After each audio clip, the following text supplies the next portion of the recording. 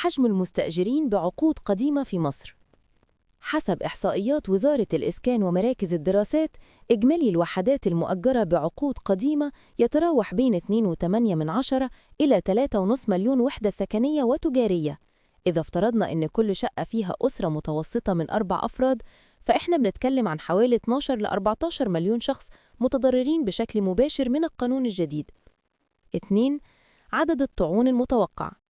مش كل الأسر هترفع طعون، لأن رفع الطعن الدستوري بيحتاج إجراءات خاصة ومحامي متمكن، لكن كل منطقة أو عمارة ممكن يتجمع سكانها ويرفعوا دعوى جماعية أو عدة دعاوى فرعية.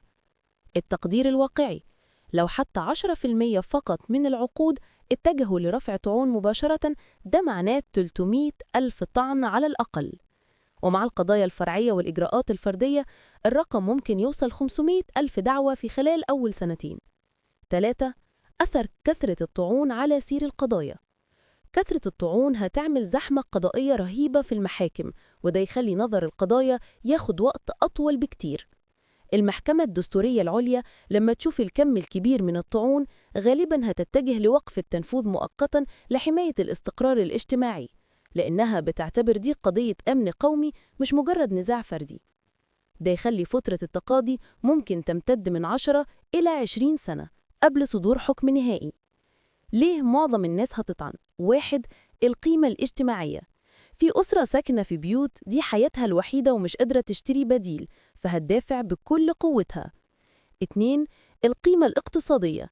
في محلات تجارية قديمة إيجارها مثلا 50 جنيه، لو خرجوا منها ممكن يخسروا مصدر رزقهم. أصحاب المحلات دول هيسعوا للطعن بشدة. 3. حالات وراثة الإيجار. كتير من العقود القديمة اتنقلت بالوراثة، والناس شايفة إن القانون الجديد بيسلبهم حق مكتسب. النتيجة النهائية: مع وجود ملايين المتضررين هتكون المحكمة الدستورية غارقة في الطعون. ده هيؤدي إلى وقف تنفيذ مؤقت لمواد الطرد والإخلاء، تأجيل أي إخلاءات فعلية لسنوات طويلة، احتمالية إعادة صياغة القانون من قبل البرلمان لو الضغط المجتمعي بقى قوي.